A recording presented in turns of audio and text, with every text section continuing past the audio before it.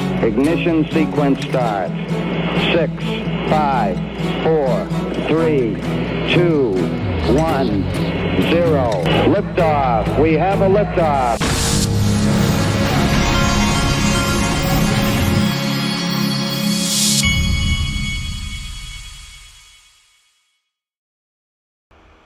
Hey everybody, this is the Digital Asset Investor, and I'm watching CNBC right now, and it looks like the market is down pretty big, and I think that that's affecting the crypto market too. I think there was more tariffs news that Trump was announcing this morning against Canada.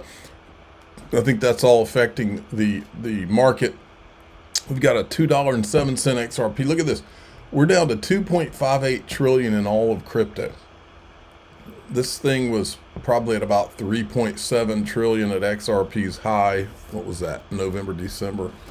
But the fear and greed's at 15. This is when while everybody's extreme fear, I'm extreme greed. That's where XRP extreme greed. Let me write that down. That's a thumbnail. XRP extreme greed, not a little bit of greed, a lot of greed, because what I'm watching right now. If this thing dips back below $2, I'm ready today. Wasn't quite ready yesterday, but I'm ready today. Now, I believe that crypto. I don't think it's a coincidence that crypto was created in the Bitcoin hatched in the financial crisis, and intentionally, because it's an op, had a message in there in reference to the bailouts, okay? Because I believe whichever government created Bitcoin, they created it, and they wanted it to be a libertarian movement to herd people away from physical gold in a scenario where they lost faith in the United States markets or the U.S. dollar, whatever it may be. I believe crypto was created in order to have a way, have lifeboats in the future when there's a financial crisis. If you really think about utility, which we haven't had real utility yet, that comes with legislation and all of that. When everybody can come in, if you really believe the utility narrative, which I do, then any digital asset with real utility, global utility, would be like a bathtub of water that slowly rises, and then the speculation would bounce on the top of a slow rising bathtub. To me, that would be the one. It would literally be and that's how I've always thought of XRP. It would be one of the only assets ever created that would be insulated from the rest of the market. But I believe it was created for this moment. So what I do see definitely coming within the next 1 to 2 years is a major crisis point. A crisis point that creates a lot of volatility, that creates a lot of some of the ideas I've been talking about getting out there into the ether and really scaring different financial players, participants, markets, sovereign wealth funds, pension funds, insurance companies, people getting scared.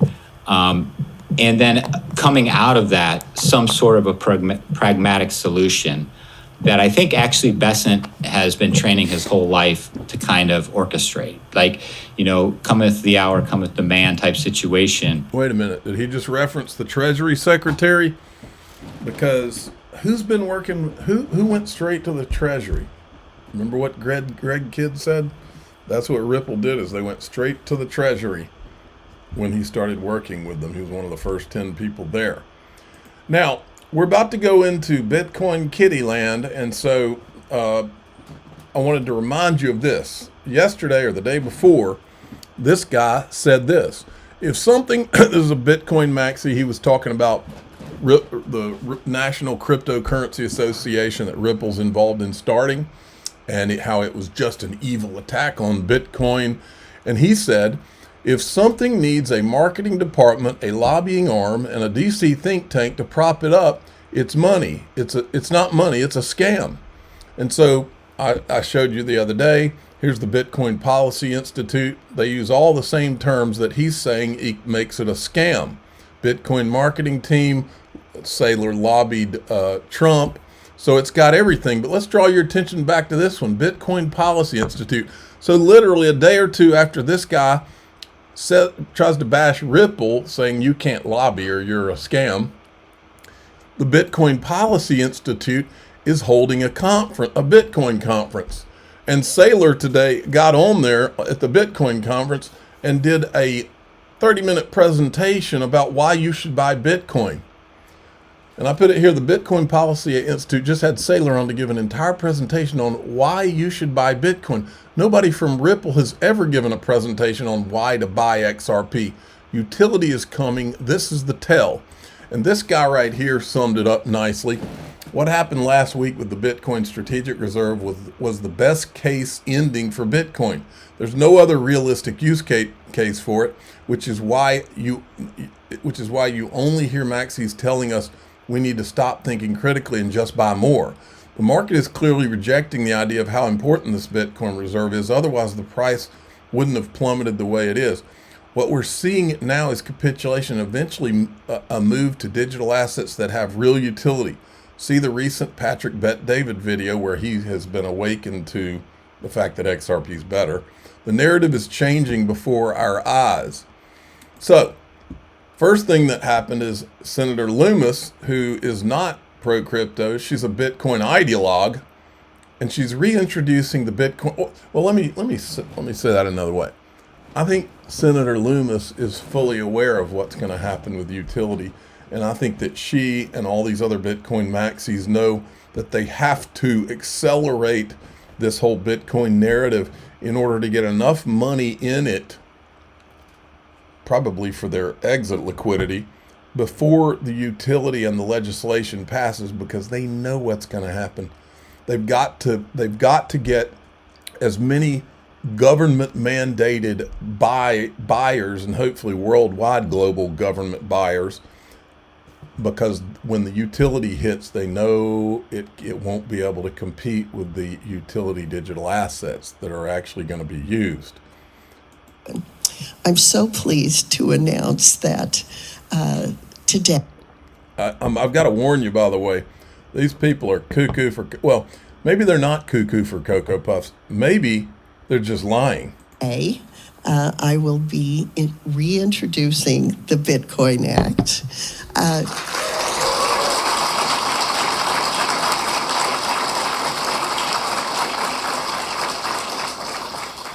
And I'll be joined here shortly by Senator Justice of West Virginia, who is one of the co-sponsors.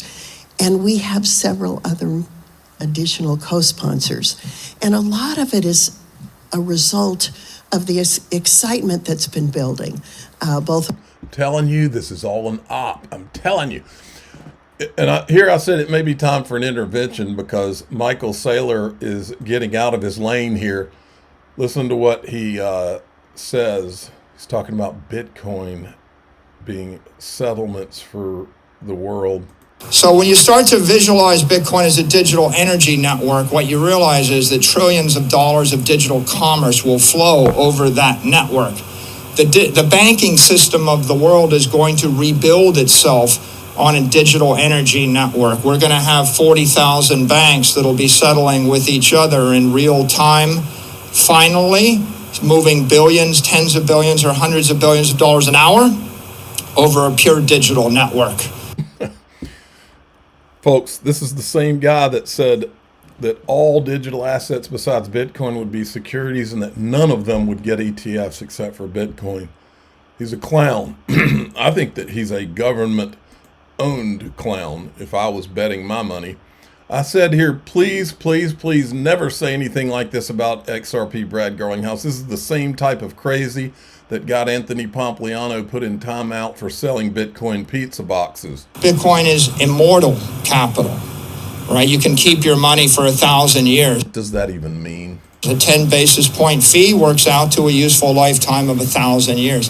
And finally, what we all know in this room is that Bitcoin and digital capital is ethical capital. It's the only thing in this world you can... Ethical. The marketing, the BS marketing terms this guy comes up with to promote you buying Bitcoin is out of this world crazy. Truly own. When the white dwarf comes past your planet, it's going to suck the atmosphere off your planet. It's a white... The white dwarf? Dwarf is not the same as an asteroid the same size. They're different. Bitcoin is the brightest thing. Look at this. It says Bitcoin is an orange dwarf, the brightest object in the financial system, growing stronger, hotter, and denser as it attracts. Can you imagine sitting in this audience listening to this pap? In the financial universe, right? Heat. There are congressmen sitting in this audience. And light. It's the most interesting. It's growing stronger. It's growing hotter. It's growing denser as it draws the capital of the world into its orbit. Looney Tunes. Now, you want to hear crazy? You think you've heard crazy so far? This is the Tether CEO telling you that Tether is the only thing that stands, not gold, but Tether is the only thing that stands between the BRICS and saving the US dollar. Folks, these people are not, look, I know I joke around about them being crazy. I think Michael Saylor is crazy, but I honestly believe that these people are intentionally crafting a narrative that's a lie to protect Tether and Bitcoin. This is crazy BRICS, too. And by the way, at the end of it, I gave you a little treat. Remember, never forget, Trump built his entire brand on gold. If you think that Trump does not know that gold is the way, then I still have an igloo in South Georgia, and we're going into springtime. It gets into the hundreds around here in the springtime.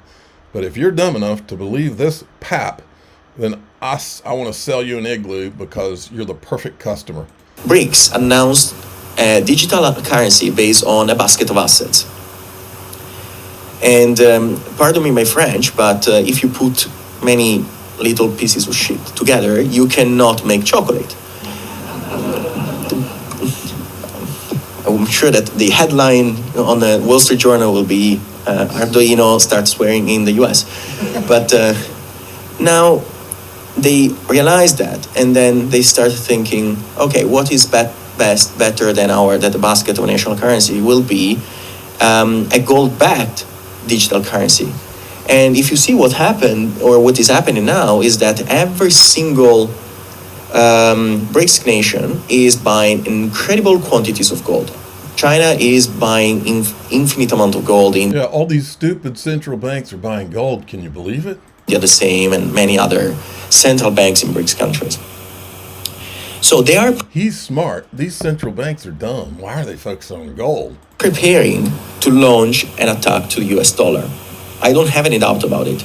If you go everywhere, BRICS nations are buying, if you go on all the emerging markets in Africa, also in Central and South America, BRICS nations are creating infrastructure, they are creating airports, ports, highways, schools, libraries, everything.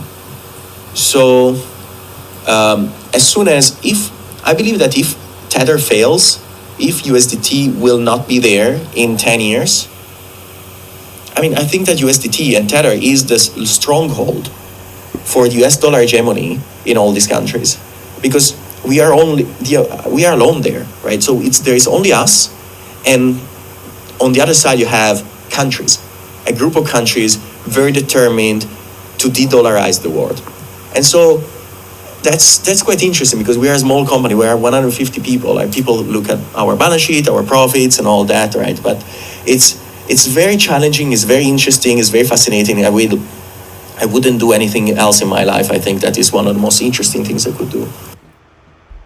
There's Trump in his gold palace. There's another shot. I wonder why Trump doesn't have the Tether logo on all his buildings and inside of his buildings. Instead, he's got gold. Can't figure that one out. Okay, now we are leaving Kitty Land, and we're going to talk. This is for the adults. So if you want to put the kiddies in the playroom, here goes the adult talk. This is from Digital Perspectives. Reminder: a lot to watch out for around or after April 16th. SEC versus Ripple case, confirmation of SEC Chair Paul Atkins, stablecoin legislation, XRP ETF approvals, OCC green light, U.S. banks for crypto. Ooh, wait, what happened? That happened already. Any one of these things can flip the switch for the bull cycle, the utility bull cycle. Here's more adult talk. The tokenization of securities on the blockchain. So if this would be very good for the issuance of capital in venture capital, democratize venture capital. If you're a small company, you're trying to raise $500,000, issue a token. Has to be approved, and then put it on exchanges like WonderFi up in Canada, which is the largest exchange there that's approved by the Ontario Securities Commission and the OSC, and then Coinbase in the United States would be the largest in the US. And so they would become your liquidity for North America, and you could issue a token. Now, we need legislation for that. And we're a little ways away. I think we could have the Stablecoin Act in 90 days. I think the tokenization of securities, any security, any on the blockchain would be much better than the system we use now. But that's going to take probably a couple of years. But this is the direction we need to go in. And providing these advanced products, financial services for all 10 sectors. Remember, financial services is one of the 11 sectors. And that's where crypto and blockchain technology should live because it services all the other sectors. It swallows all the other sectors, folks. I'll say it again. Don't forget I said this. Until you get the regulations, you don't have a real crypto market. The last 10 years of this crypto market, you have not seen the real market. You will not see the real market until you have there's a level regulatory playing field, and Ripple's been saying it for almost a decade. Here's RippleX. RWA tokenization is accelerating, and the XRPL is at the center of driving institutional adoption. Now provides real-time insights into XRPL network performance, tokenized securities, commodities. And look at this. This is from Vet. He went and the XRPL is just he's talking about here. You can track the XRP ledger real world asset tokenization. Watch this. He kind of goes through it. RLUSD Open Eden. That's the treasury bills.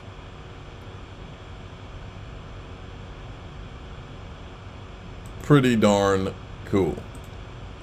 Now listen to this. This is this is more adult talk.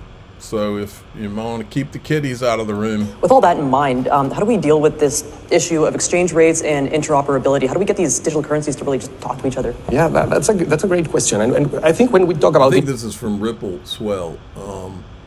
This is one of the BIS guys at Swell. Interoperability, we can see it at least in 3 different levels. So the first level is how we manage domestic interoperability. So how we generate this digital currency solution and make this speak with the other things that are out there in a little bit in the idea of generating a platform so that everyone can connect to that platform and take advantage of the huge network externalities that we can get out of there. The second level is how do we manage cross-border transactions even within the same currency, and that presents a certain level of challenges there. But when we talk about cross-currency and cross-border, then we face a completely difficult and different environment, and we can see 3 dimensions here. One is the technical dimension, so how we manage to get a system that speaks in a certain cryptographic language to speak with another that speaks another slightly different language. So that is one level of complexity. We need to get the technologies to speak to each other. The messaging element is fundamental. The second dimension, which is much more complicated to solve. So that one, the first one was the easy one, okay? And there is a lot of money that is being put in terms of trying to solve these technical issues of interoperability. Now, the second one is more complicated. It has to do with liquidity. So imagine that you have a pair of currencies for which there is not a complementary demand. You need to go and search for a third-party currency in order to make this settlement actually happen. And this really complicates things. So we need to put pieces of technology that can make more efficiency this use of liquidity so that more transactions can be settled. The third dimension, which is even more difficult than the previous one, is how do we manage to get homogeneity in terms of the policy requirements on different countries. And this becomes even more complicated when we think about, for example, AML-CFT and principles-based policies, and when we think about risk-based policies. We can code things that are very clearly stated, but when we're talking about principles-based regulation, this thing becomes really complicated, especially in an environment, as Tom said, in which 110 nations might have 110 different ways of looking at this. So we need work in these 3 dimensions: technology, liquidity, and also, and more importantly, probably in the policy side of things. Think about AML-CFT, but also think about privacy. Different countries have very different views. Okay, then we've got Listen to this. One way of looking at it. I think the real issue that we have here is it's a very profound change that we're going through. And it's a great time to be in payments because there's never been a time before in our industry where we've moved from analog payments, because that's what everything has been before, to digital payments. And instant payments around the world are pretty much all now being deployed as digital instant payments. And that makes a huge, huge difference. And I think, therefore, that paradigm is probably the most important thing. We talk about instant payments, but actually, if you juxtapose the two, we're really talking about the move from analog, as I say, to digital. And that is the most profound piece. Okay, I should have gone into DAI XRP earlier, but I got plenty more. I just lost track of time there. If you want to join the Patreon, go to DAIXRP.com. If you'd rather join through the YouTube channel, you can go below this video, click on the join button, and we do extended videos with no commercials in those. So I'm the digital asset investor. I'm going to do a lot more. I'm also going to look at what they're saying about where the price is and what the chart people are looking at too. I'm the digital asset investor. I'm not an investment advisor. This is for entertainment purposes only. Please subscribe, hit the like button, tell your friends and family. Here we go.